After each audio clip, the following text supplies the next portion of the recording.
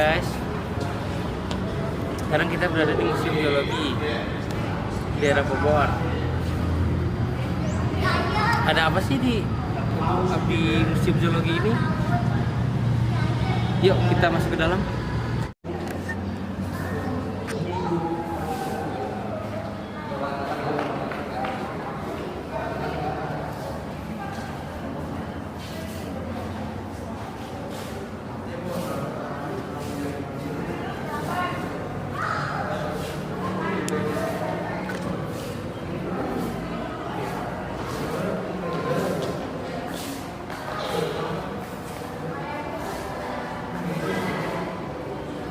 Betul gitu. Fotonya satu-satu. Ini.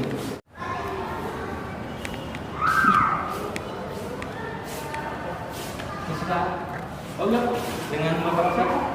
Bisa dibantu? Iya, dengan Bapak siapa? Saya Bapak Masat, saya dari tugas dari kampus. Oh iya, buat apa? Ini sejarah geologi. Baik.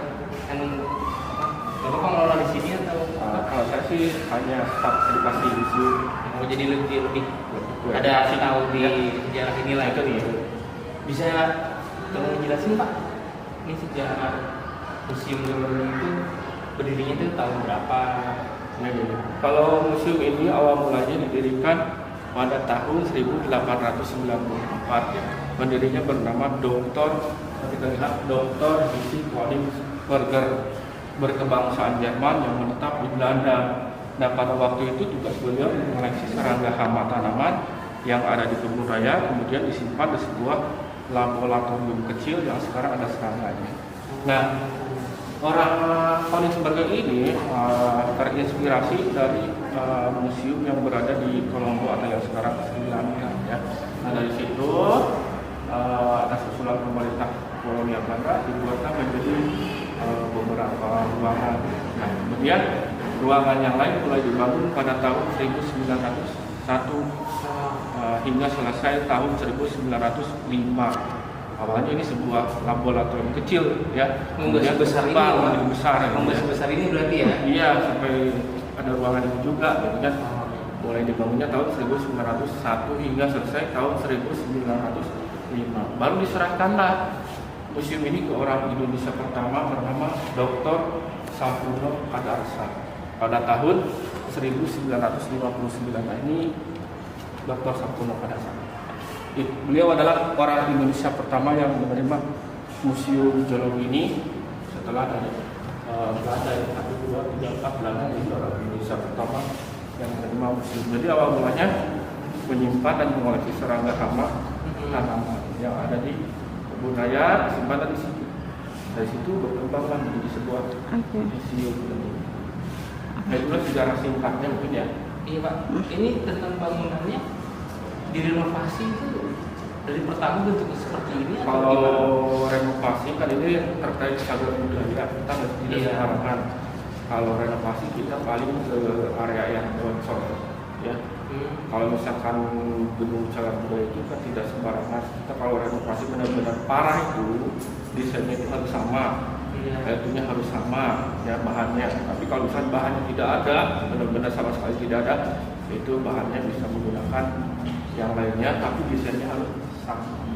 Kalau kita hanya renovasi atau perbaikan yang bocor saja, selebihnya kita pengecetan kalau itu ya.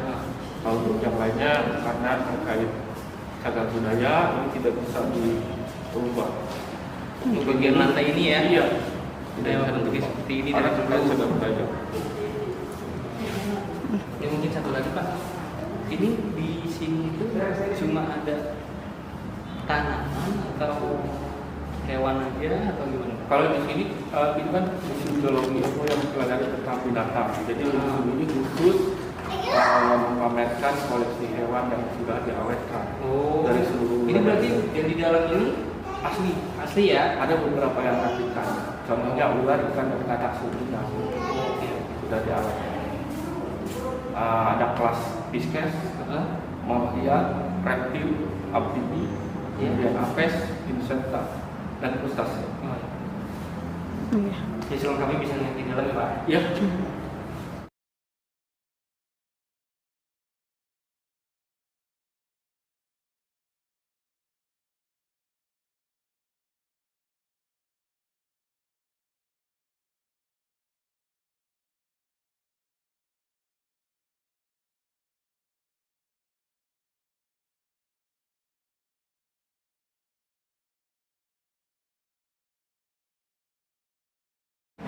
Pak, mau nanya lagi nih Pak.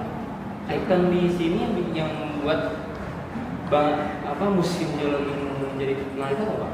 Nah, ikon di sini yang menjadi daya tarik adalah koleksi paus Nil.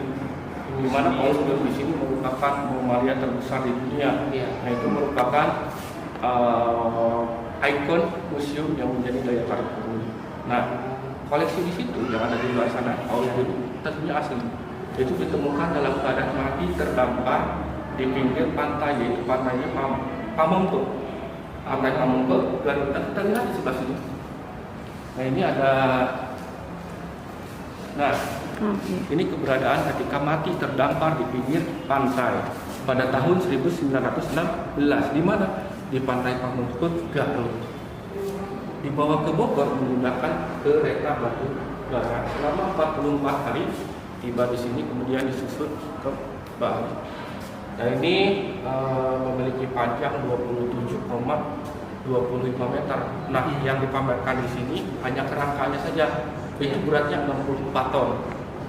Ya, ketika ada daging lengkap seperti ini, beratnya 119 ton. Tentunya koleksi ini menjadi daya tarik pengunjung. Ya. Manfaat untuk museum untuk masyarakat sekitar itu apa ya?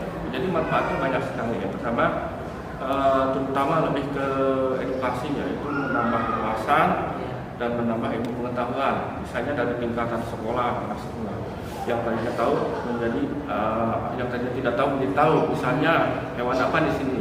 Noktia. Pas itu Noktia tersebut kan ada beberapa siswa yang tidak tahu. Noktia itu opopipipar. Termasuk opopipipar, artinya bertelur tapi melahirkan. Jadi setelah berkunjung ke sini, oh seperti ini hewannya. Jadi kan kalau di teori ayat ada misalnya ada. Nah, ini seperti ini. Wah, teorinya seperti ini. Wah, ini kan hanya hewan aslinya dilihat seperti ini. Jadi kan yang tadinya tidak tahu jadi tahu. Jadi tahu ya. Iya. Menambah wawasan kan. Iya, oke. Baik Pak, terima kasih atas pengetahuan di Museum Geologi ini. Mudah-mudahan banyak pengunjung yang mau berkunjung ke Museum Geologi ini menambah wawasan dan juga menyerap ilmu pengetahuan dari Museum Geologi ini. Baik, terima kasih, sama-sama, semoga bermanfaat.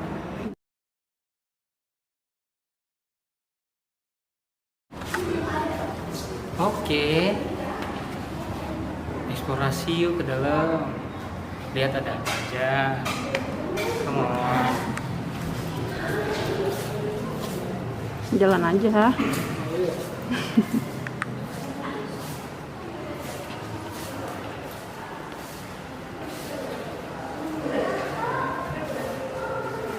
Orang.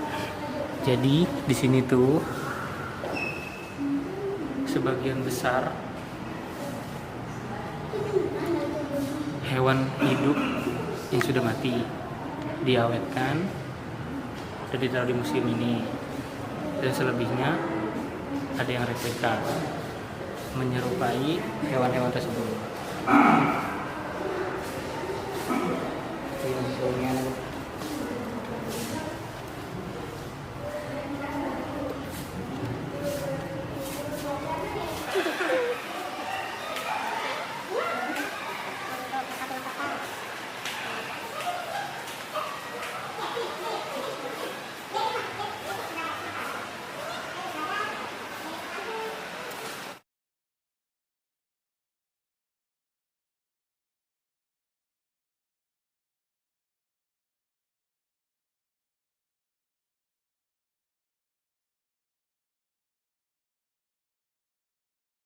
Oke guys,